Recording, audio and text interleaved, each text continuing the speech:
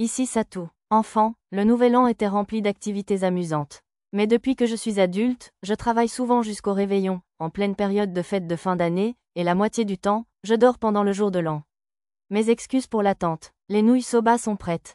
Lulu entra dans la salle à manger de notre résidence royale, ses cheveux noirs soyeux se déployant derrière elle et ses traits japonais toujours aussi beaux. Le tablier qu'elle portait mettait parfaitement en valeur son image saine. Les domestiques la suivirent dans la pièce, déposant sur la table des bols remplis de nouilles de sarrasin et un bouillon de bonite délicieusement parfumé. À en juger par la couleur et l'odeur du bouillon, les soba du jour étaient typiques du Kansai. Génial! Il faut absolument des soba pour le réveillon du Nouvel An. Arisa, réincarnation venue du Japon et demi-sœur cadette de Lulu, fit craquer ses articulations d'impatience. Ses cheveux couleur lavande, habituellement dissimulés sous une perruque blonde, ondulaient au rythme de ses mouvements. Tradition. Mia acquiesça discrètement. Ses oreilles d'elfe légèrement pointues dépassaient de ses couettes bleu-vert clair.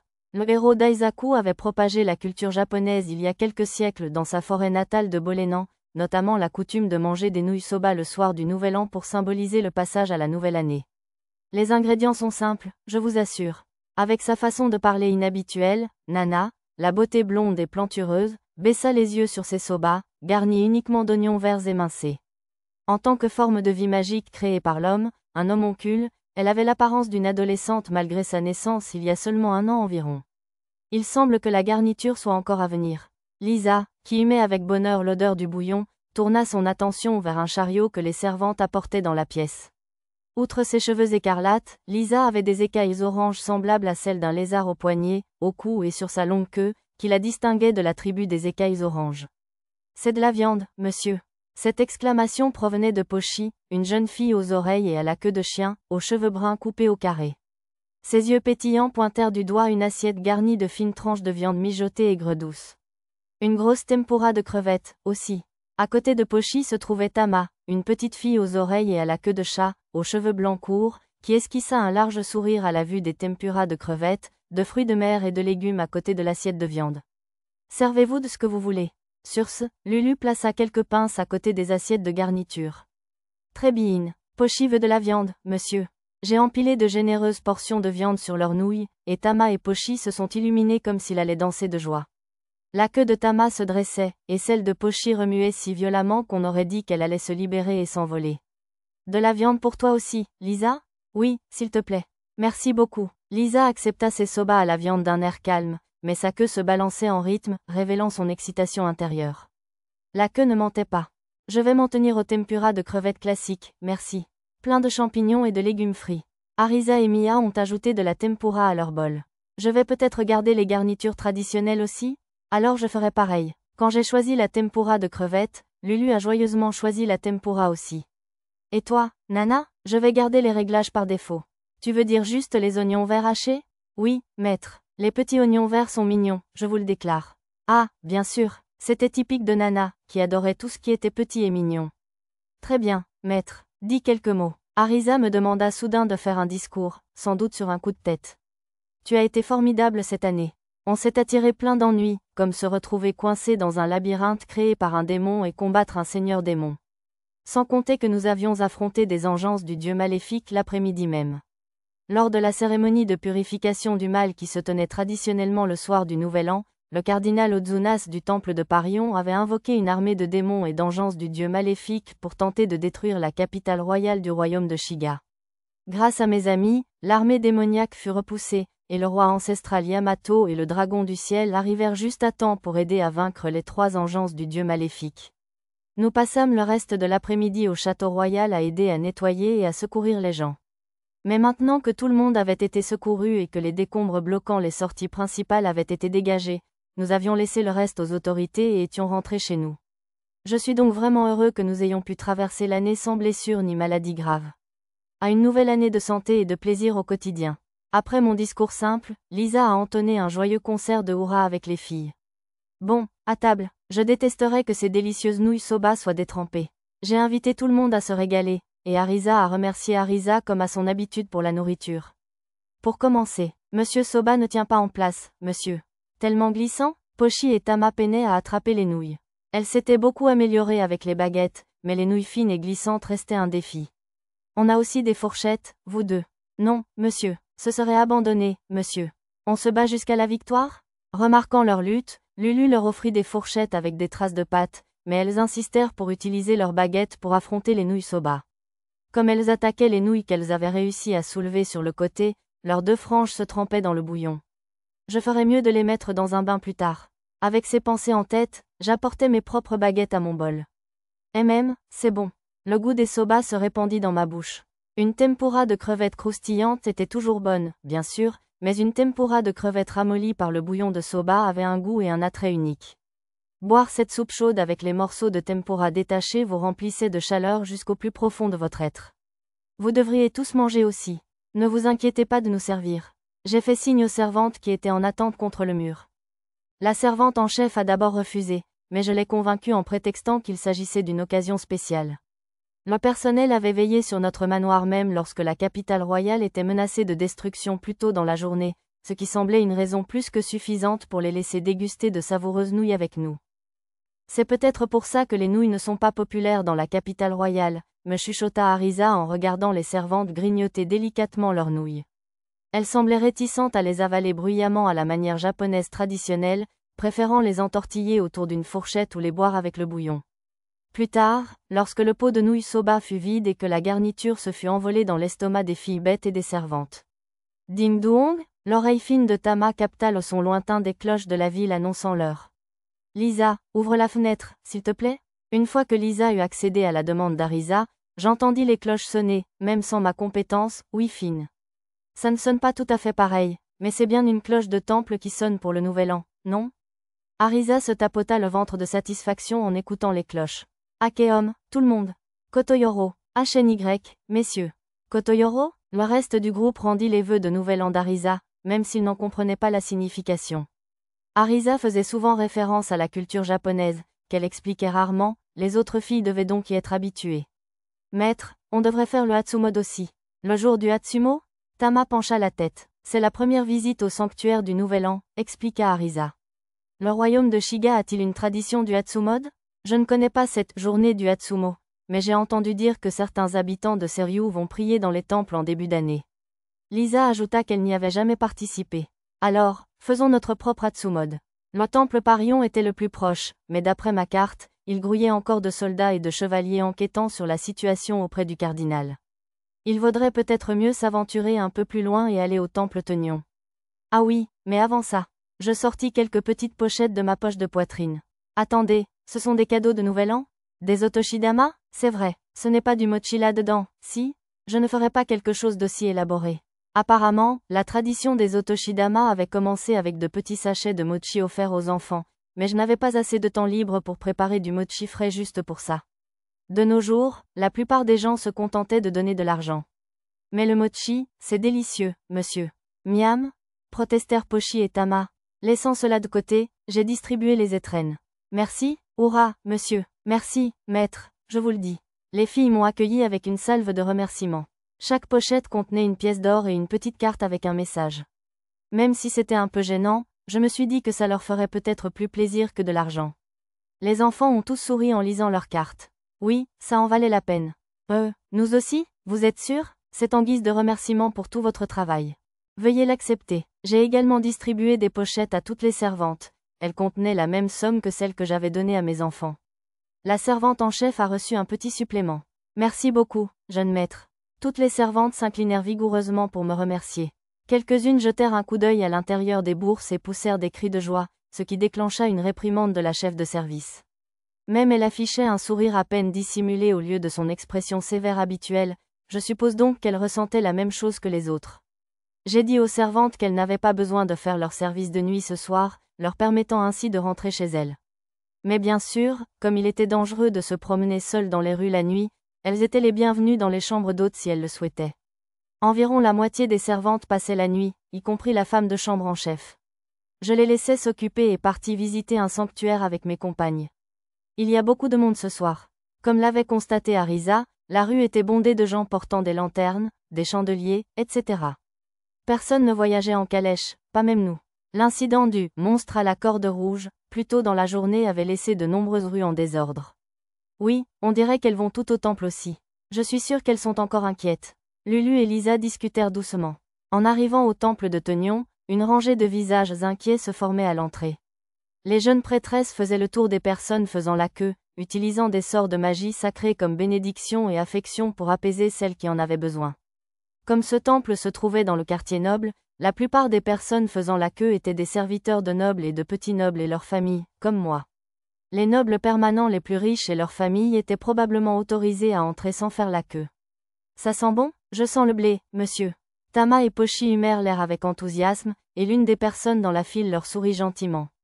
Ah, on distribue des raviolis aux sarrasins de l'autre côté de la chapelle. Vous allez devoir patienter encore un peu, les enfants. Puisque les raviolis aux sarrasins étaient faits avec la même farine que les nouilles soba, peut-être était-ce un peu comme la tradition des soba du Nouvel An au Japon? Oh, on dirait que c'est notre tour. Les personnes devant nous déposèrent des pièces de 1 centime et des pièces de cuivre dans un panier tenu par une prêtresse à la porte en entrant. Je suis désolée, c'est la première fois que je visite un sanctuaire pour le Nouvel An ici. Pourriez-vous m'expliquer? Comme je ne comprenais pas ce qui se passait, j'ai décidé de poser la question directement. Cela s'appelle le Saisen. C'est une tradition que le roi ancestral Yamato a instaurée dans le seul royaume de Shiga, alors peut-être n'en avez-vous jamais entendu parler. Saisen, comme la tradition japonaise d'offrir de l'argent aux dieux?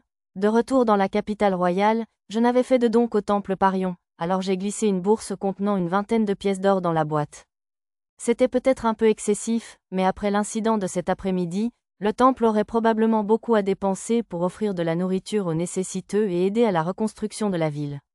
Bon sang, pardonnez-moi, vous cherchiez une cérémonie de culte spéciale? La bourse en satin a dû donner à la prêtresse l'impression que je recherchais un traitement de faveur. Non, le culte normal est acceptable, ai-je dit, et nous sommes entrés dans la chapelle. L'intérieur ressemblait beaucoup à celui du temple Tenion de l'ancienne capitale. Une foule s'agenouillait devant le sceau sacré au centre de la chapelle, priant avec ferveur. Je ne pouvais pas leur en vouloir de vouloir se tourner vers la religion à un moment pareil, vu comment la progéniture du dieu maléfique et une armée de démons avaient obscurci le ciel de la capitale royale plus tôt ce jour-là. Nous avons prié avec la foule, puis sommes sortis par une autre porte. Pourquoi avez-vous prié, maître? La santé et la sécurité de ma famille, je suppose. Et vous? Une vie de rêve avec mon cher maître. D'accord. J'ai balayé ce désir voué à l'échec et me suis tourné vers les autres enfants. Derrière moi, Arisa a roucoulé une phrase ridicule du genre « Votre froideur me donne envie d'en manger plus ». Mais j'ai fait semblant de ne pas entendre pour ne pas l'encourager. Pochi a prié pour manger beaucoup de viande, monsieur. Tama aussi. J'ai prié pour rencontrer beaucoup de larves, je vous assure. J'ai prié pour la santé de tous et, le reste est un secret. La mienne aussi. Les réponses de Pochi, Tama et Nana étaient exactement comme je l'espérais, mais Lulu et Lisa refusèrent timidement d'en dire plus. Oh, dites-moi, s'écria Arisa, les pressant de révéler leur secret. J'étais presque sûre que dire des choses comme « je ne dirai rien, je le jure » garantissait qu'on ne peut pas te faire confiance. Et toi, Mia? Rien. Quoi? Tu n'as vraiment rien prié? MM. Mia hocha la tête et se lança dans l'un de ses rares discours. Les dieux n'existent pas pour exaucer les vœux. C'est mal, tu sais. Tu es censé montrer ta reconnaissance pour les jours heureux que tu as passés jusqu'à présent. Alors je les ai remerciés. C'est vrai, peut-être voulait-elle dire que les elfes croyaient que les dieux veillaient sur les gens au lieu d'exaucer leurs prières? Maître, par ici, monsieur. Dépêchez-vous? Pochi et Tama me saluèrent avec empressement.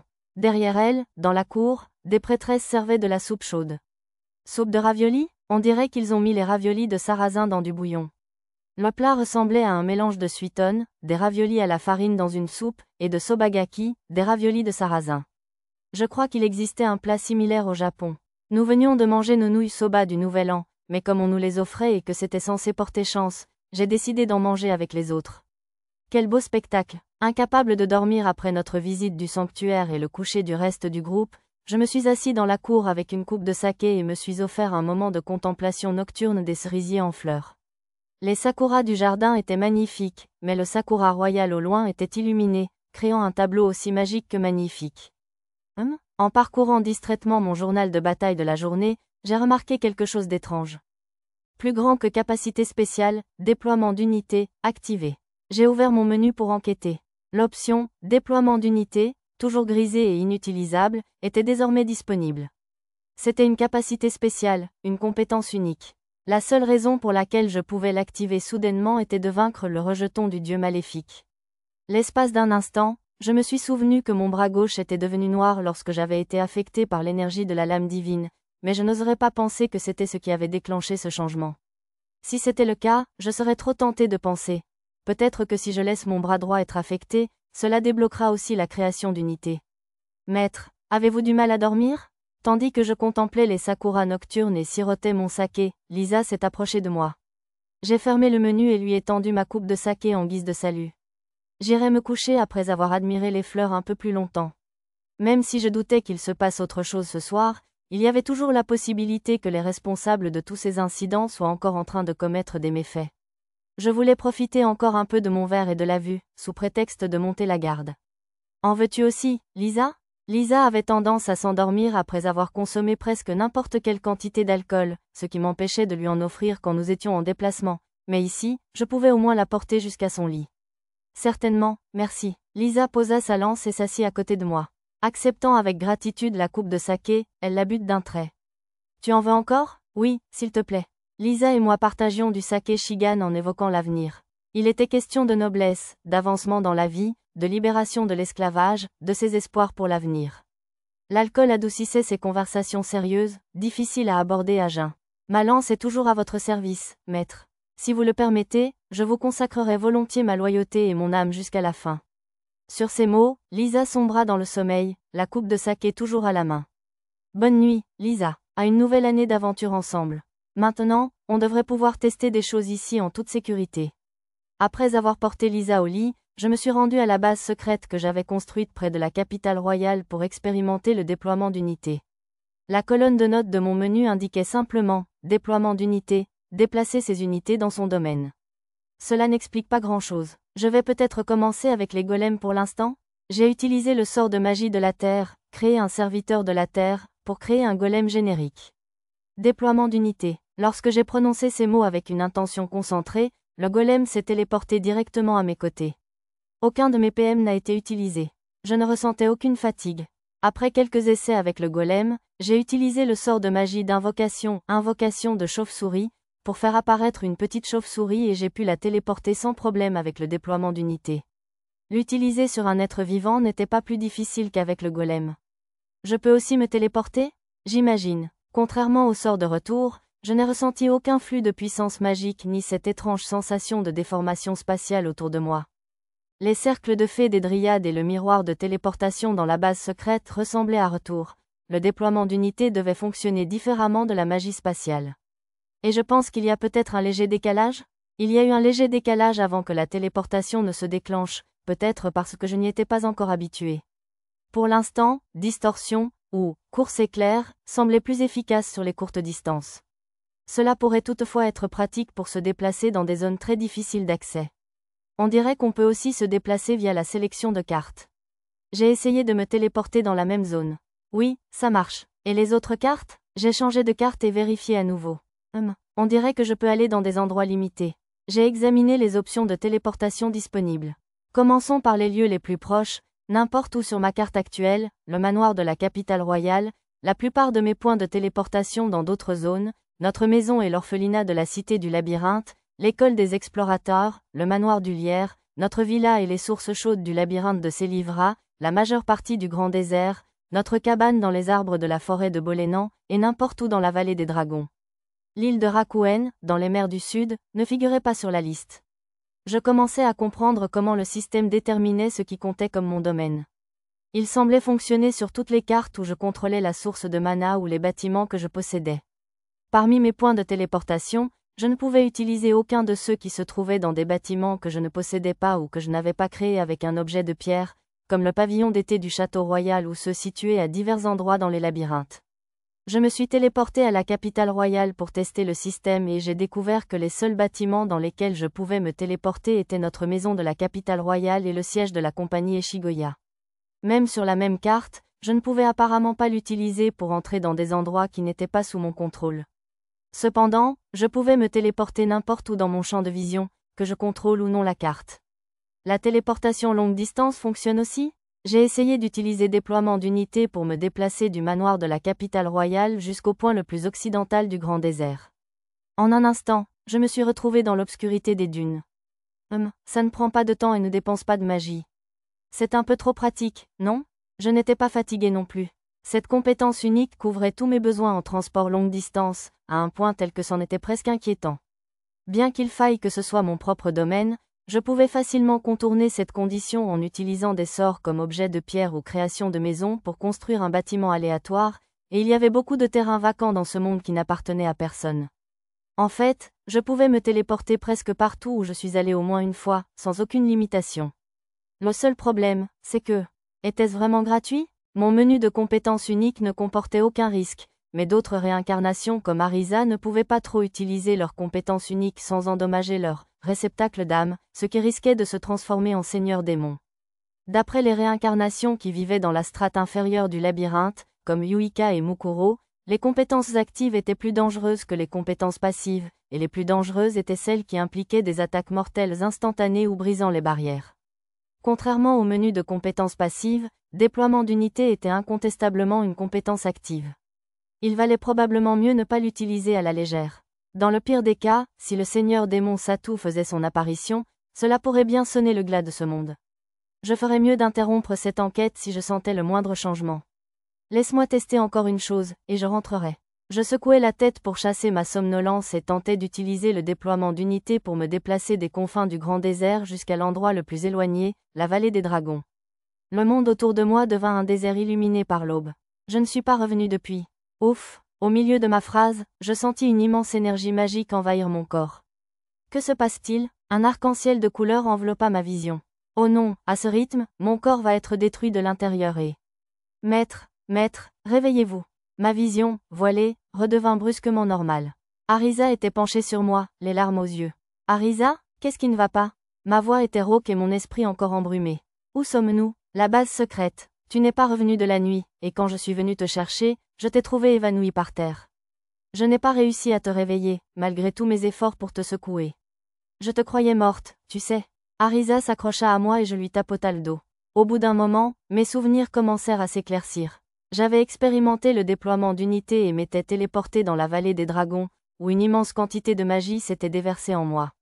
La dernière chose dont je me souvenais, c'était d'avoir pensé que j'allais avoir de gros ennuis. J'avais dû utiliser le déploiement d'unités pour revenir ici juste avant de m'évanouir. J'avais probablement choisi cet endroit pour éviter les pertes en cas de problème, et sinon, une des filles pourrait venir à mon secours. Désolé, j'ai débloqué une compétence unique de téléportation, alors je la testais.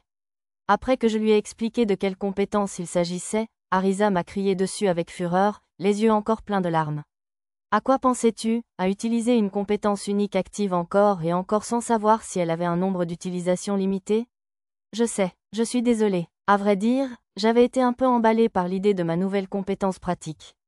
Tout en m'excusant et en rassurant Arisa, j'ai consulté mon journal dans l'écran de réalité augmentée.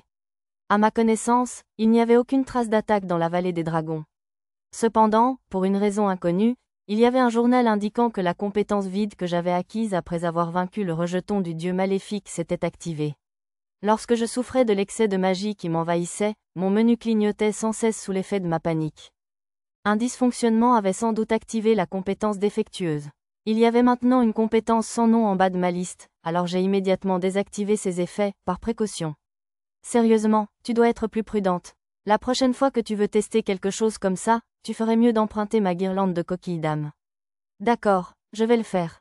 J'ai promis à Arisa de ne pas abuser de la compétence déploiement d'unité, et nous sommes retournés ensemble à la capitale royale. En enfilant ma tenue de soirée dans ma chambre du manoir, je me suis souvenu de ce qui s'était passé dans la vallée des dragons. Dès que j'ai utilisé déploiement d'unité pour m'y téléporter, une immense quantité de puissance magique s'est déversée en moi. J'avais l'impression que ma vie était en danger, mais d'après mon journal, je n'avais pas été attaqué. Et comme déploiement d'unité n'utilisait pas de puissance magique, je doutais que ce soit dû à une surutilisation de cette compétence. Il était plus probable que ce soit simplement la magie de la source de mana de la vallée des dragons qui s'infiltrait en moi, et non une attaque. Mais lorsque j'étais arrivé sur ce monde et que j'avais pris le contrôle de la source de mana de la vallée des dragons, je me sentais parfaitement normal par la suite. Peut-être était-ce dû à l'accumulation de magie après l'avoir laissé tranquille pendant près d'1 an, mais je n'avais aucune intention d'y retourner pour en avoir le cœur net. Même si je pouvais peut-être mieux la gérer. Maintenant que je savais ce qui m'attendait, je ne voulais surtout pas revivre cette sensation de magie qui me déchirait le corps de l'intérieur. Je ferais mieux de ne retourner dans la vallée des dragons qu'en cas d'absolue nécessité. Meilleurs vœux pour la nouvelle année. Lorsque j'ai enfilé ma tenue de soirée et me suis rendue au salon, les servantes faisaient la queue pour me saluer à l'unisson. C'était évidemment la formule traditionnelle pour le nouvel an ici. Je vous souhaite à toute une bonne année. Je ne savais pas quoi répondre, mais heureusement, Lisa est intervenue. J'ai répété ces paroles aux servantes. Voilà, mademoiselle Lisa. Maîtresse, attendez encore un peu pour le petit déjeuner, s'il vous plaît. Arisa est arrivée précipitamment dans la pièce, a attrapé Lisa et s'est enfuie. J'ai entendu des voix joyeuses au loin. Après un moment d'attente, les filles sont entrées dans la pièce, toutes habillées. Tada, dadida, des robes à froufrou, monsieur. Furisode. Waouh, vous êtes toutes trop mignonnes. Arisa, Tama et Pochi prenaient la pose dans leur furisode, des kimonos à manches longues assortis, tandis que Mia jouait un air familier du shamisen du Nouvel An sur son luth. Le kimono d'Arisa était décoré de rose, celui de Mia de lys, et Pochi et Tama portaient des motifs de sakura assortis avec des traces de pâte cachées. Elles avaient chacune choisi leur couleur préférée pour le tissu de base. Ça ne me paraît pas étrange, Lulu? Absolument pas, il te va à ravir. Le kimono de Lulu était orné de cygnes. Peut-être était-ce une référence à l'histoire du vilain petit canard? M'est-il vraiment permis de porter des tenues aussi extravagantes? Bien sûr, tes tenues habituelles te vont bien, mais les vêtements chics comme celui-ci aussi. Tu devrais les porter plus souvent. Lisa portait un furisode à motif de pivoine. Même si elle avait l'air un peu gênée, je ne pensais pas qu'elle l'aimait. Maître, complimentez-moi aussi, je vous en prie. Vous êtes magnifique, Nana. Comme une princesse. Nana tournoyait sur elle-même dans son kimono à motif de poussin, sa décoration de cheveux tintants. Après avoir complimenté chacune des filles dans leur furisode raffiné, nous sommes allés dans la salle à manger pour prendre le petit déjeuner. Oh, très bien, c'est un festin, monsieur. Les filles étaient ravies de voir les plats du Nouvel An façon ozushi alignés sur la table. Lulu avait recréé ces plats d'après des recettes du village des elfes et des nobles gourmands du duché d'Ugosh, le marquis Lloyd et le comte Owen. J'étais trop occupée pour aider beaucoup, alors j'avais hâte de tout goûter. Tu as même fait une dorade entière rôtie? C'est du niveau supérieur. C'était tiré d'une recette du comte Owen. On dit que ça porte bonheur. Arisa frappa dans ses mains de joie, ce qui fit sourire Lulu. Ces crevettes géantes sont du sashimi, non? Oui, elles étaient un peu trop grosses. On en a grillé des plus petites. Comme ces crevettes fraîches étaient 3 fois plus grosses qu'un homard, ce serait probablement du gaspillage de les griller. Comme d'habitude, Arisa lança un signe de remerciement avant que tout le monde ne se mette à manger. Jambon, aham, le roast-beef épais, tout simplement magique, est incroyable aussi, monsieur. Tama et Pochi restaient fidèles au plat de viande habituel. J'ai commencé par la soupe miso blanche, un classique du Nouvel An, pour me mettre en appétit. C'est bon. Le bouillon parfaitement réduit rehaussait la saveur des galettes de riz et des légumes. Entre la texture moelleuse du taro bouilli et les radis d'écon et carottes qui semblaient fondre sous la dent, la profondeur des saveurs était vraiment délicieuse. Le mochiron dans mon bol devait avoir été préparé quelques jours plus tôt pour ne pas fondre dans le ragoût. Satu, shiitake, racines de kowai, soja noir. Miam, Miam a fourré un peu de nourriture dans la bouche. Je n'avais jamais vu ces racines couées en forme de louche, une sorte de tubercule, en dehors du Nouvel An. Leur texture dure était un peu inhabituelle. Très bon, ai-je acquiescé, puis je me suis tournée vers Lulu. Je suis surpris que vous ayez pu les trouver. C'est mademoiselle Néa qui me les a procurés. Si quelqu'un pouvait mettre la main sur un ingrédient aussi inhabituel, c'était bien sûr Néa, la chef elfe obsédée. Maître, le Quinton sucré est délicieux aussi, à ce que je vous rapporte. Oui, c'est vrai, c'est fait avec des châtaignes, pas des patates douces, non? Oui, c'est ce que disait la recette. Oh là là, ça aurait été mieux avec des patates douces? Non, je crois qu'il y a plein de façons de le préparer, alors ne t'inquiète pas. En vérité, je n'avais lu que des mangas de cuisine pour la purée de patates douces et de châtaignes et je n'y avais jamais goûté. Cette boudara est plus ferme avant cuisson, mais elle est encore meilleure après. Difficile de dire laquelle je préfère. J'étais quasiment sûre que la boudara, un plat de morue séchée, était incroyablement dur avant cuisson. J'imagine que les dents et les mâchoires puissantes de Lisa rendaient le plat plus savoureux. Rien de tel qu'une dorade enveloppée de kombu ou grillée pour se sentir comme au Nouvel An. Arisa se gavait de toutes sortes de nourriture. Moi aussi, je faisais de mon mieux pour goûter à chaque plat, pour finir par me jeter sur le champ de bataille du jambon et du roast-beef. Mes baguettes s'arrêtèrent net devant une assiette plus vide qu'un désert calciné, mais les servantes en apportèrent aussitôt, me permettant de parachever ma conquête de la table. Pour une raison inconnue, le jambon et le roast-beef étaient tout simplement meilleurs servis dans la traditionnelle boîte aux sushi à plusieurs étages. C'était délicieux, je suis repu, monsieur. Tout le monde poussa un soupir de satisfaction. Oui, c'était un repas de Nouvel An merveilleusement élaboré. Merci beaucoup, Lulu. Merci, monsieur. Lisa remercia Lulu, incitant le reste du groupe à faire de même. Merci de ma part aussi, Lulu. Vous avez préparé un repas vraiment délicieux. Je suis contente que vous ayez tous apprécié. Lulu rougit et sourit. Mais c'était tellement délicieux que j'ai failli trop manger. Arisa se tapota le ventre au-dessus de sa ceinture Obi, puis regarda le ventre mince de Lisa. Mademoiselle Lisa, n'avez-vous pas assez mangé? Non, j'ai bien mangé. Je m'en doutais. Bien sûr que tu as beaucoup mangé. Alors pourquoi ton ventre est-il toujours aussi plat? La force brute. Arisa lança un regard dubitatif à Lisa. La fille lézard clarifia. J'utilise mes muscles pour comprimer le contenu de mon estomac. Sérieusement? Oui, je suis sûre que tu pourrais apprendre à faire pareil, Arisa. Waouh! Je parie que tu pourrais faire un carton à un concours de talent. Arisa secoua la tête, stupéfaite. Pochi, Tama, vous n'y arrivez pas? Pochi et Tama se frottaient le ventre, l'air satisfait. Nyo, je peux, mais je ne veux pas, monsieur. Ce serait du gâchis de me débarrasser de mon ventre bien rempli, monsieur. Oui, Tama et Pochi hochèrent la tête sagement. Je ne fus pas surprise. Arisa tourna son attention vers moi. Maître, quand sortons-nous aujourd'hui? La cérémonie d'audience royale du Nouvel An aura lieu au Château Royal cet après-midi, mais je pense qu'on devrait aussi aller chez le baron Munno. Je voulais échanger quelques civilités avec le baron et ses compagnons avant de me rendre ensemble à la cérémonie. D'après ce qu'on m'avait dit, tous les seigneurs et chefs de famille nobles de la région de la capitale royale étaient attendus. Nos cérémonies de péri et de promotion s'y dérouleraient également. Allez, on ferait mieux de se changer, les filles. Tu n'y vas pas avec ton Furisode? Ils sont sympas, mais je ne voudrais pas trop me faire remarquer et me faire embêter par des nobles stupides. On portera des robes normales. D'accord. Après la cérémonie d'audience royale, une cérémonie de passage à l'âge adulte aurait lieu dans l'une des cours du château royal, où nobles et roturiers deviendraient adultes. Au Japon, les jeunes qui voulaient se démarquer portaient des tenues tape à l'œil pour leur passage à l'âge adulte. C'était probablement encore pire ici, dans le royaume de Shiga, où la cérémonie de passage à l'âge adulte avait lieu à 15 ans, au plus fort de la puberté. Les accessoires et ornements de fantaisie se vendaient comme des petits pains à la compagnie Eshigoya. Si les filles se rendaient à leur Furisode, elles auraient l'air suffisamment inhabituelles pour attirer l'attention. Bon, on est prête. Pendant que je réfléchissais à tout cela, Arisa et les autres revinrent de leur changement de tenue. Elles étaient même légèrement maquillées, mais cela paraissait naturel. Allez, Lulu, il est temps de conquérir le cœur du maître grâce à ton pouvoir de beauté. Attends, Arisa, ne me pousse pas. Waouh, ce qui se tenait devant moi ressemblait à une délicate œuvre d'art en verre. Cela ne donnait pas une impression froide, cependant. Au contraire, sa beauté juvénile rappelait une pêche blanche. Aussi adorable qu'elle ait été dans le Furisode, le maquillage d'Arisa et sa robe blanche en soie de fée ont sublimé la beauté déjà magnifique de Lulu.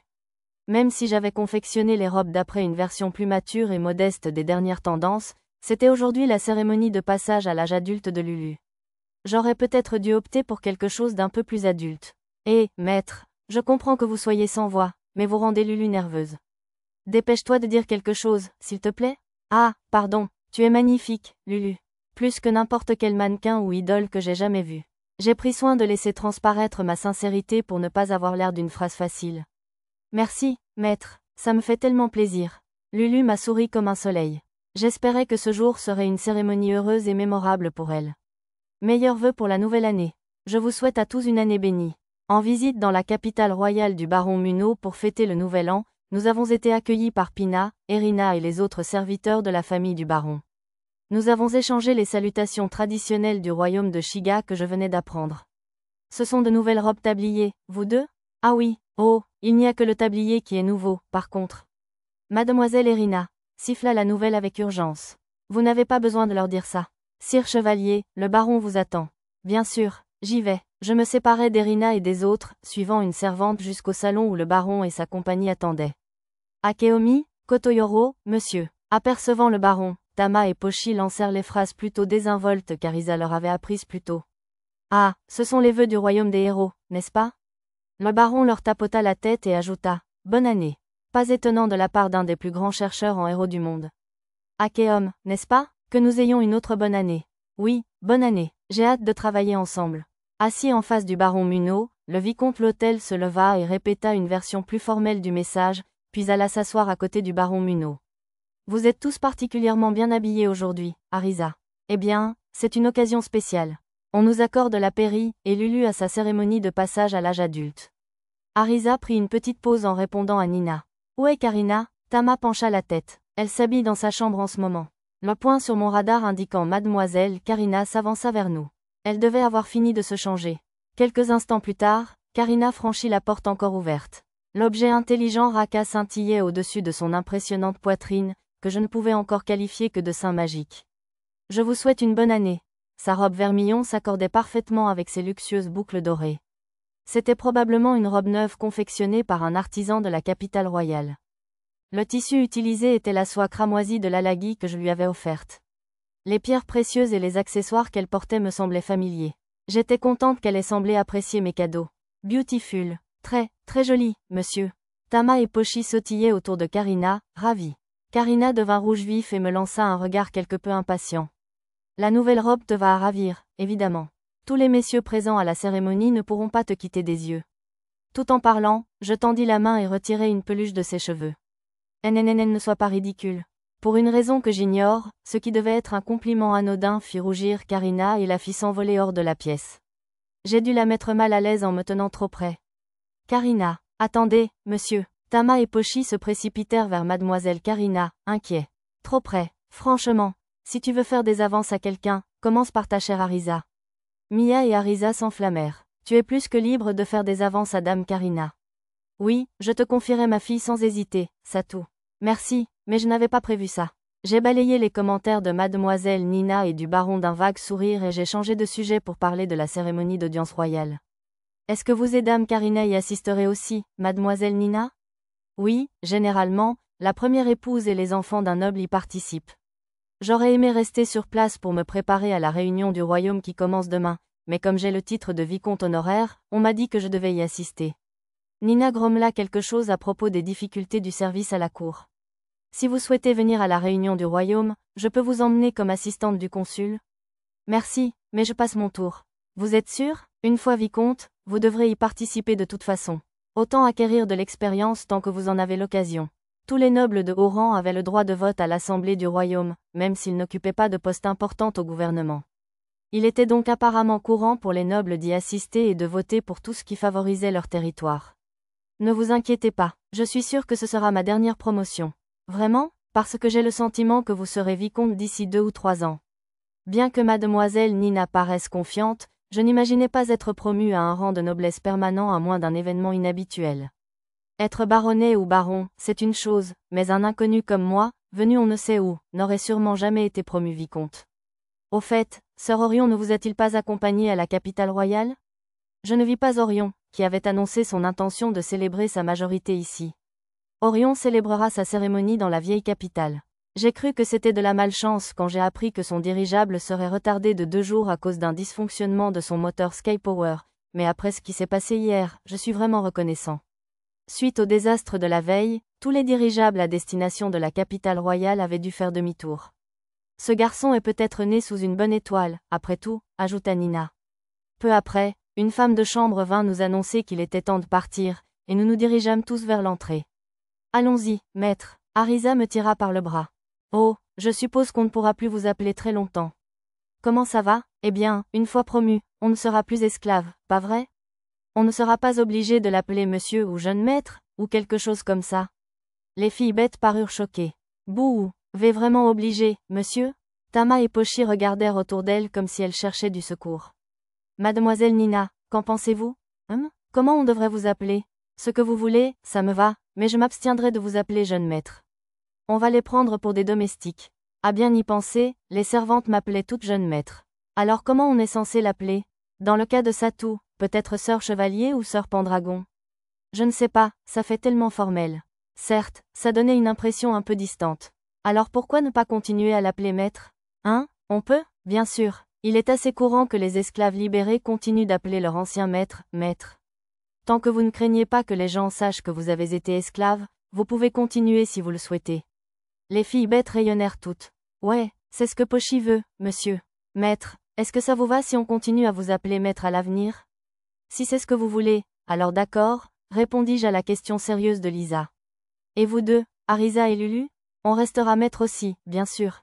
Tôt ou tard, je te ferai épouser pour pouvoir t'appeler ma puce ou mon chéri. Je préférerais ne pas le faire, surtout pas le mot « chéri ». On aurait dit que j'allais jouer à chat et souris avec le destin de la planète en jeu, comme dans un certain dessin animé extraterrestre. Moi aussi, je préférerais continuer comme les autres. Lulu fut la dernière à intervenir. Évidemment, il continuerait à m'appeler comme ça, alors. Nous avons entassé quelques calèches tout en continuant à discuter, et nous sommes dirigés vers le château royal avec le baron Munot et ses compagnons. On a l'impression de zigzaguer. C'est parce qu'ils essaient de contourner les pavés cassés. Notre calèche avançait lentement. Même si cela aurait probablement été plus rapide à pied, il était impoli de se présenter au château royal à pied. Par la fenêtre, je pouvais voir des utilisateurs de magie de la terre réparer les murs et les routes, et des golems emporter des gravats. Flottante, c'est de la magie, monsieur. Les yeux de Tama et Pochi brillèrent à la vue d'un rocher flottant. En voyant le mage avec son long bâton debout devant, je devinais qu'il utilisait le sort de magie pratique main magique pour dégager les débris. J'ai aussi vu des prêtres et des prêtresses utiliser la magie de purification pour nettoyer. Bien sûr, il n'y avait pas que des mages et des prêtres. Il y avait aussi beaucoup de soldats et d'ouvriers qui s'activaient. Ils travaillent si dur, même si c'est le nouvel an. Arisa semblait impressionnée. Tous les secours et la première vague de déblayage des décombres avaient été terminés pendant la nuit, mais il semblait qu'il faudrait un certain temps avant que la capitale royale ne retrouve son état normal. C'est une longue file d'attente. Lulu avait raison. Lorsque nous avons atteint les portes du château royal, une longue file de carrosses nous précédait. Nous avons attendu en queue de file avec le baron Munot et ses compagnons. Peu après, nos carrosses ont été guidés hors de la file et ont avancé. Peut-être bénéficions-nous d'un traitement de faveur en tant que seigneur féodal et son vassal? Arisa a incliné la tête. Curieux aussi, j'ouvris ma carte et constatai que la plupart des personnes dans la file étaient des nobles de rang inférieur et des personnes fortunées participant à la cérémonie de passage à l'âge adulte. Ceux qui assistaient à l'audience royale pouvaient entrer par une entrée séparée, plus loin dans le parc du château. Arrivés à cette entrée, nous descendîmes de notre carrosse pour découvrir un spectacle étincelant de femmes de la noblesse parées de bijoux scintillants et d'hommes arborant d'innombrables médailles. Le baron Munot et ses compagnons, n'est-ce pas? Permettez-moi de vous guider vers la salle d'attente. Une servante d'un certain âge, accompagnée de plusieurs jeunes femmes, apparut et nous conduisit à une vaste et somptueuse salle d'attente. Elle pouvait accueillir confortablement 50 personnes. D'après mon plan, il y avait une cinquantaine d'autres salles d'attente de taille similaire, et moins d'un tiers d'entre elles étaient pleines. Les seigneurs féodaux sont généralement accompagnés de leurs familles et de leurs vassaux, expliqua mademoiselle Nina. J'acquiesçai en sirotant l'eau rafraîchissante infusée aux fruits que les servantes nous avaient apportés.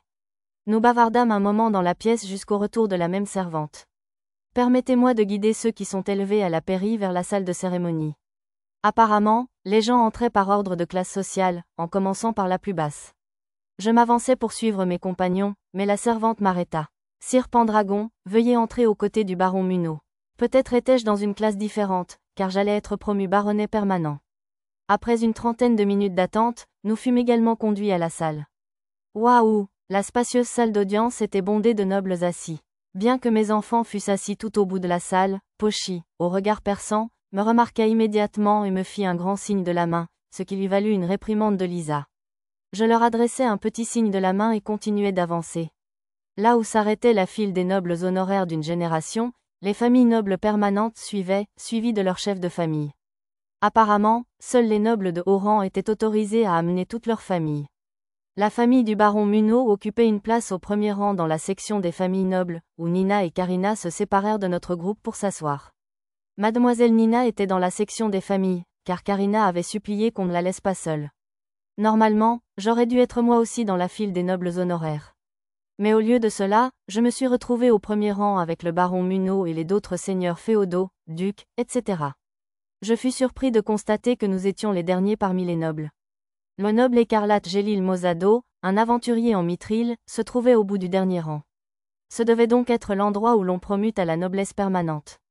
Je lui adressai un léger signe de tête, puis m'assis là où le fonctionnaire me l'avait indiqué, à côté du baron. Gélil me lança un regard surpris, mais je n'eus pas le temps de parler avant que l'orchestre de la cour n'entame un magnifique air. La famille royale entra, suivie du Premier ministre et de M. Juleberg, le chef des 8 épéistes de Shiga, et enfin du roi lui-même. Une fois qu'il prit place sur son trône, la cérémonie d'audience royale commença. Les vœux et le discours du roi pour le nouvel an durèrent plus de 10 minutes. De toute évidence, les personnalités importantes avaient tendance à bavarder, même dans un monde parallèle.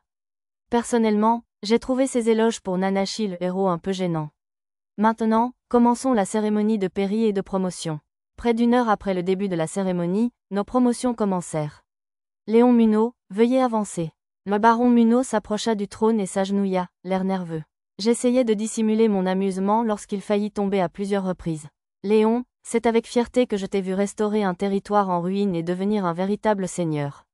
Tu as déjoué les complots de multiples démons et vaincu une armée de monstres menée par eux, malgré une infériorité numérique considérable. Ces exploits, et ton travail acharné en coulisses, méritent amplement une promotion. La voix du roi était chaleureuse. Les yeux du baron Munot se remplirent de larmes, visiblement émus par les éloges. Seigneur féodal Léon Munot, je te promets par la présente au titre de comte. J'accepte humblement ma charge. Après cet échange en langue shigane, le roi brandit une cloche royale en saphir et récita un chant.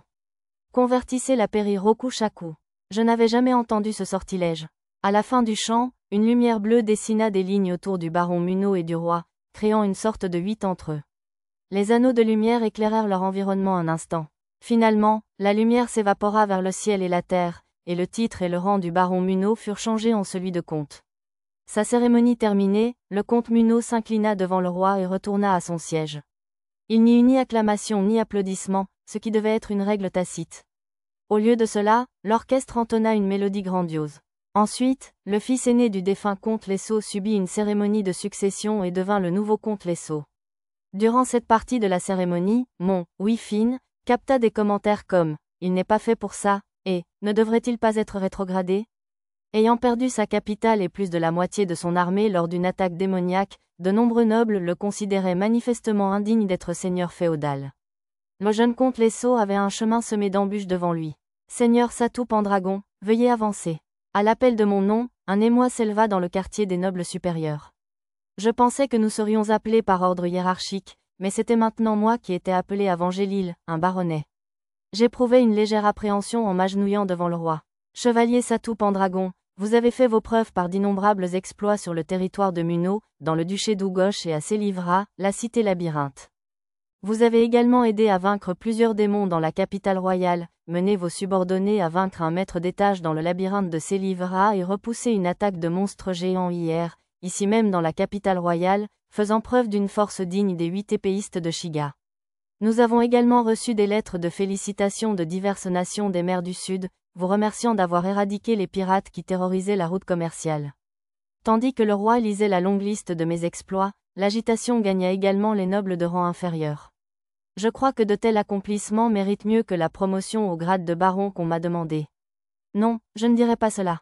Par la présente, je promets le chevalier Satou Pendragon au rang de vicomte. Sérieusement, sans même attendre la confirmation donnée par les comtes Munot et Lesso, le roi commença son chant. Convertissez la pairie Rokushaku. À la fin du chant, des particules de lumière flottèrent autour de moi. L'effet visuel était différent des sorts précédents. Plus grand que titre acquis, vicomte du royaume de Shiga, rang acquis, noble, vicomte, la différence entre un titre honorifique de chevalier héréditaire valable une seule génération et le rang supérieur de vicomte permanente était comparable au sceau du président d'une association de quartier à celui d'un député. Ce sceau atypique en 4 étapes sembla également surprendre les nobles. Les nobles, de rang supérieur comme inférieur, se mirent à bavarder, y compris quelques familles nobles de lignée qui m'injuriaient à voix basse. Je comprends votre frustration, mais adressez-la au roi, pas à moi. J'étais moi-même surpris et perplexe de la tournure que prenait ma timide promotion au rang de baron ou de baronnet honoraire. Tandis que je m'inquiétais intérieurement, M. Gélil fut promu de baronnet à baron, et plusieurs autres nobles reçurent le titre de baronnet permanent, de chevalier ou la succession d'un titre familial. Vient ensuite la promotion et la pairie des nobles honoraires d'une génération. Un haut fonctionnaire reçut le titre de baron honoraire après des années de dur labeur, tandis qu'un officier aux cheveux argentés devint baronnet honoraire. Puis, les explorateurs de Mithril, chevaliers honoraires, devinrent baronnets honoraires. Comté de Munot, esclave de la famille Pendragon, Lisa. Lisa fut la première à recevoir le grade de chevalier honoraire, peut-être parce qu'elle avait vaincu M. Julberg au combat. Vêtue de l'habit chevaleresque qu'elle avait choisi pour sa tenue de cérémonie, Lisa s'avança d'un pas raide. Lisa de la famille Pendragon, par la présente, je vous libère de l'esclavage, vous confère le nom de famille de Kishrishigarsa et vous accorde le titre de baronnet honoraire. Baronnet honoraire, confère la pairie Rokushaku. Le chant du roi prit fin et le nom de Lisa devint Lisa Kishrishigarsa, son nom de famille étant celui de son clan. Le titre d'esclave de Satou et le rang d'esclave disparurent également de son statut dans mon affichage en rat, remplacés par les titres de vassal de la famille Pendragon, de baronnet du royaume de Shiga et de noble, baronnet. Baronnet honoraire Lisa Kishrichigarsa, utilisez votre maîtrise de la lance incomparable pour défendre le peuple. Comme vous le souhaitez, sire. Lisa répondit aux paroles du roi avec la plus grande politesse. Nos regards se croisèrent lorsqu'elle se détourna, et je murmurai « Félicitations » avec une fierté sincère. Les yeux de Lisa se plissèrent de bonheur, indiquant qu'elle avait reçu mon message.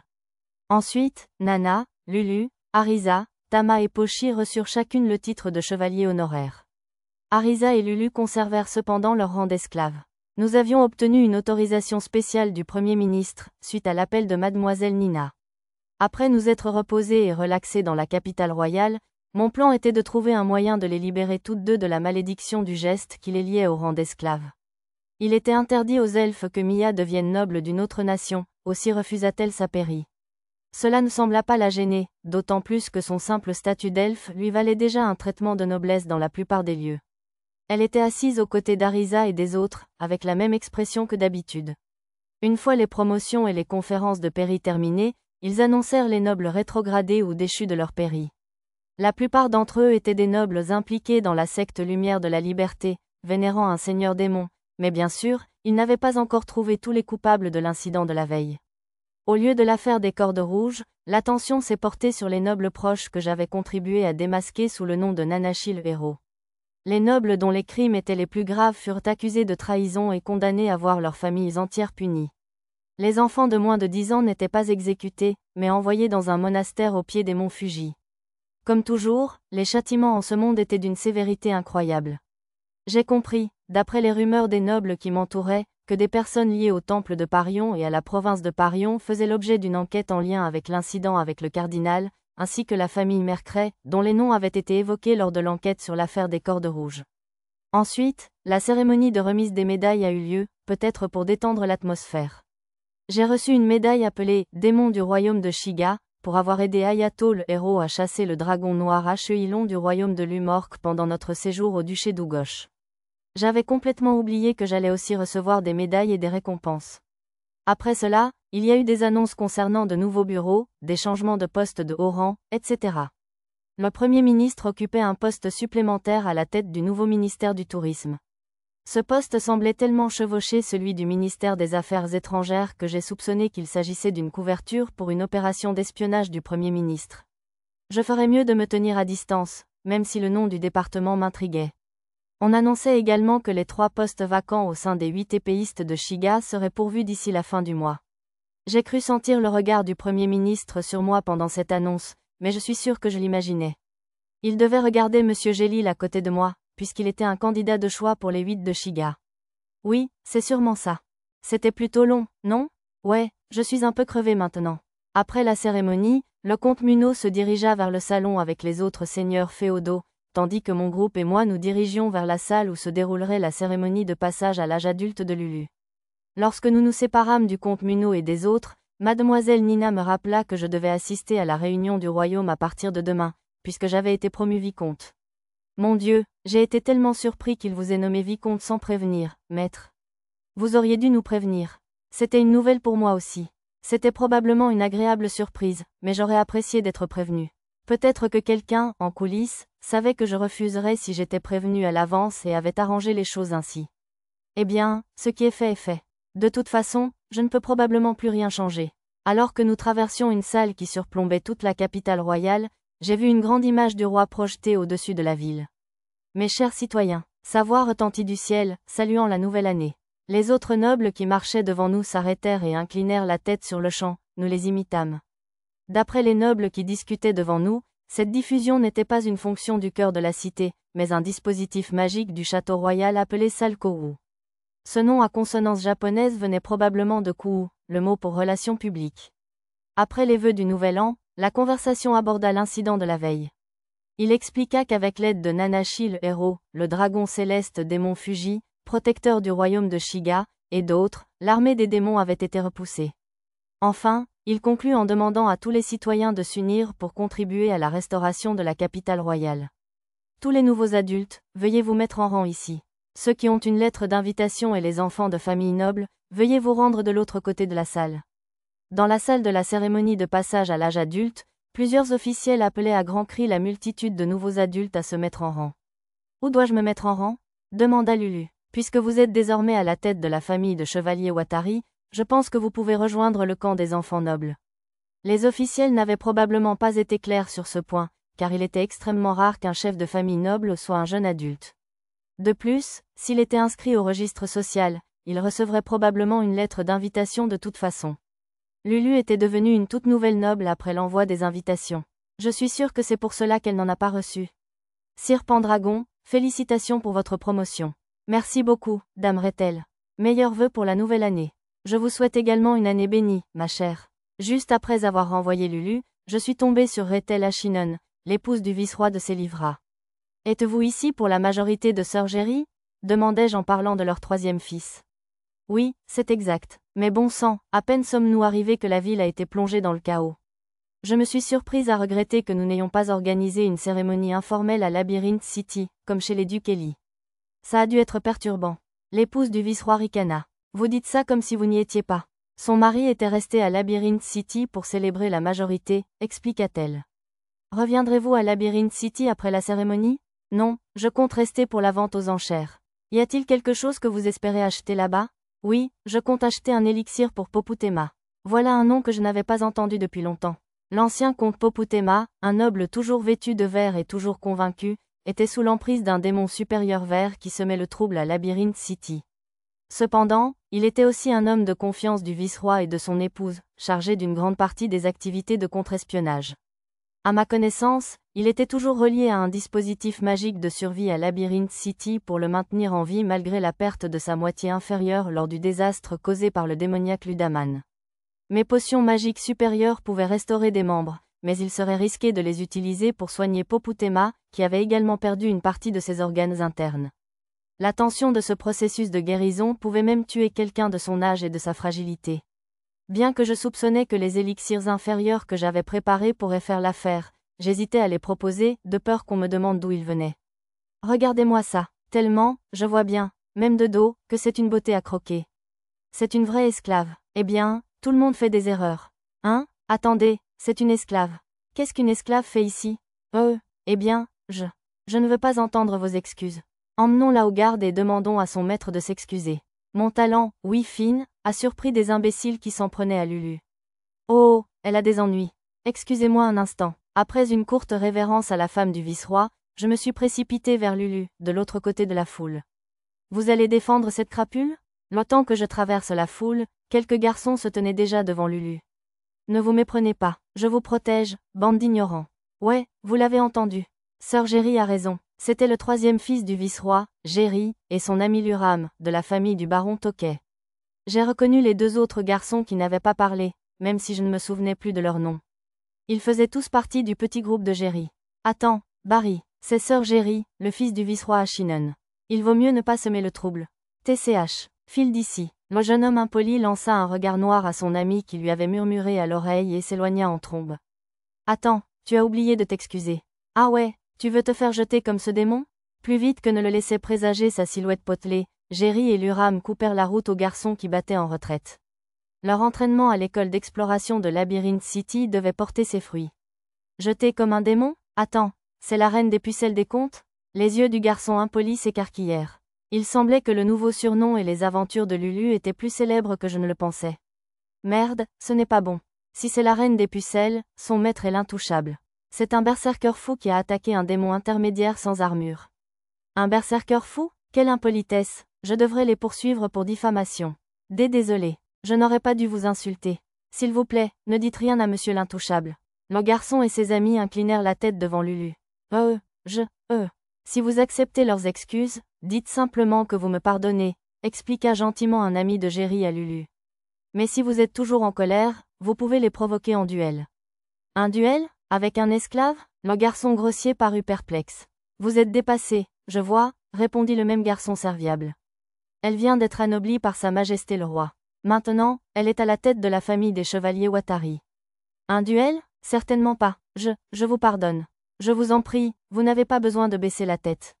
Une fois que Lulu les eut tirés d'affaire, les garçons grossiers s'enfuirent. Sœur Géry et ses amis, vous avez toute ma gratitude pour avoir aidé Lulu à se sortir du pétrin.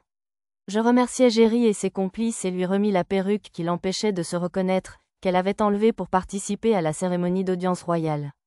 Ne vous inquiétez pas. Enfin, c'était un plaisir, vicomte Pendragon. On vous doit encore beaucoup, monsieur. Jerry tenta de se corriger en cours de route, mais il ne réussit pas à atterrir. Au fait, je n'ai pas vu la princesse Messia et mademoiselle Mary-Anne ici. Le père de Mary-Anne a dit qu'elle devait plutôt aller à la cérémonie à Labyrinth City. Son Altesse resta pour la rejoindre. Cela expliquait pourquoi Mary-Anne, la fille du baronnet Dukelly, et la jeune princesse mignonne du royaume de Nolork étaient introuvables. Bientôt, la cérémonie de passage à l'âge adulte commença. Je me dirigeais vers les sièges familiaux où les autres filles attendaient. La cérémonie elle-même ressemblait à la cérémonie traditionnelle de passage à l'âge adulte au Japon. Le roi et divers ministres prononcèrent de longs discours de félicitations, et les enfants répondirent solennellement en commençant par celui dont les parents avaient le plus de chance, en l'occurrence, Jerry. Enfin, la cérémonie de passage à l'âge adulte se termina par l'hymne du royaume, et Lulu revint. « Je me sens presque adulte maintenant, dit-elle en riant. On dirait que tu t'entendais bien avec ces nobles filles, remarqua Arisa. De quoi parlais-tu? La robe et les accessoires que le maître a confectionnés pour moi. Tout le monde les a adorés. Lulu rayonnait. J'étais heureuse d'apprendre qu'ils avaient été bien reçus, car j'avais pris grand soin de m'assurer qu'ils soient à la hauteur de ces magnifiques traits. Il me faudrait continuer à travailler dur pour confectionner des accessoires et des vêtements qui sublimeraient sa beauté naturelle. Voilà, Sir Pendragon. Mademoiselle Elmina, des 8 Shiga, émergea de la foule. Derrière elle, son collègue des 8 Shiga, Monsieur Haim, me fit un signe de la main. Pourriez-vous m'accompagner une minute? Où pouvait-il bien m'emmener pour la première fois de la nouvelle année? Sir Pendragon, quel plaisir de vous revoir, Sir Gwen. Les 2 épéistes des 8 Shiga me conduisirent à une villa indépendante où Monsieur Gwen était détenu. Il allait bientôt être envoyé aux Terres d'Azur pour son implication dans l'attaque du duc Vistal. Je voulais vous remercier, Sir Pendragon. Vous m'avez sauvé de la mort de mon propre maître. Monsieur Gwen me tendit la main, et je la serrai fermement. Je tiens également à vous remercier. Je n'aurais peut-être jamais revu mon mari sans votre aide. Une jeune femme petite et élancée surgit de derrière Monsieur Gwen et m'adressa un léger sourire. À peine la vingtaine, elle paraissait si jeune que j'aurais cru qu'elle était sa fille. Chérine, Merila, dites merci. Oui, mère. Merci d'avoir sauvé notre père, monsieur. Merci, monsieur. À l'instigation de leur mère, 2 fillettes en âge d'aller à l'école primaire sortirent de leur cachette et me firent une révérence, le visage rouge vif. De toute évidence, les filles de Gwen étaient très timides. Grâce à vous, je peux passer du temps avec ma famille jusqu'à mon départ pour les Terres d'Azur. La fille aînée de Monsieur Gwen intervint. Père, nous voulons venir avec vous. Impossible, Chérine. Les Terres d'Azur sont un environnement hostile. Le soleil tape fort, il fait une humidité horrible, et il y a des épidémies et des insectes venimeux. Ce n'est pas un endroit sûr pour les petites filles ou ta mère. Essaie de comprendre. Monsieur Gwen, l'air amer, secoua la tête. J'avais l'intention d'améliorer les conditions de vie dans les Terres d'Azur, mais je ne pouvais pas vraiment le leur dire. Me sentant coupable, j'observais la conversation familiale en silence. Alors, je deviendrai plus forte. Assez forte pour te soutenir, toi et ta mère. Bien que mademoiselle Chérine ressemble à sa mère, sa passion intérieure semblait prendre celle de son père. Nous passâmes un moment avec la famille Gwen jusqu'à ce que le responsable de la villa nous indique de partir. Alors, voici le repas Ozushi décrit dans les légendes du roi ancestral. En effet, c'est la première fois que j'en mange, mais c'est vraiment délicieux. Après avoir rencontré Monsieur Gwen et sa famille, j'invitai Mademoiselle Elmina et Monsieur Haim chez nous, où nous dégustâmes d'autres plats Ozushi. Haim, ce roast-beef est délicieux aussi, monsieur. Le jambon et le homard aussi? Pochi et Tama se tenaient de chaque côté de Monsieur Haim, lui offrant à manger. Ce saké Shiga est si doux et délicieux. Oui, c'est un millésime centenaire de Royal Sakura. Mademoiselle Elmina s'étrangla à ma réponse, manquant de cracher. Ne le servez pas si négligemment. Une seule coupe d'un saké aussi raffiné vaut plusieurs centaines de pièces d'or. C'est ce qui se marie le mieux avec l'ozushi, cependant. S'il est délicieux, c'est tout ce qui compte. Sir Satu, nous sommes arrivés. Oh, si ce n'est pas la fille de Kirik et Sir Haim. Le marquis Lloyd et le comte Owen, nobles gourmets du duché d'Ugosh, firent irruption devant la servante qui les guidait vers la salle à manger. Soyez les bienvenus. Veuillez vous asseoir ici. Votre repas sera bientôt prêt. Comme ils avaient tous deux fourni de précieuses recettes d'ozushi, je leur avais réservé des places d'honneur. Sir Pendragon, félicitations pour votre promotion au grade de vicomte. Le vicomte Siemon entra peu après les 2 gourmands. Il était visiblement là pour me féliciter et pour les maîtriser. Voilà, ceci est de Tolma, et ceci est de moi. Il me tendit plusieurs romans très en vogue dans la vieille capitale, offerts par Tolma, son frère et mon ami, ainsi qu'un ancien parchemin qu'il disait avoir trouvé dans l'entrepôt de son atelier de parchemin. Le parchemin était en forme de labyrinthe et quelque peu abîmé par le temps, mais je devrais pouvoir encore m'en servir. Pendant que je lavais, j'ai finalement réussi à commander quelques parchemins que je comptais faire fabriquer, 6 déjà existants et 4 de ma propre création. Mademoiselle Lulu, quel est ce plat? Celui-là s'appelle du miso dengaku aux aubergines. Mais c'est encore meilleur que le datemaki qu'on vient de manger. Tiens, les plats bouillis comme le shigureni au bœuf domi et le yamatoni à la baleine sont également délicieux. Le duo de gourmets et de nobles gourmets s'est léché les lèvres de plaisir en discutant cuisine avec Lulu. Heureusement, ils n'ont pas demandé d'où venait la viande de baleine. J'ai discuté avec le vicomte Siemon et mademoiselle Elmina tandis que nous savourions un festin animé pour clôturer le nouvel an.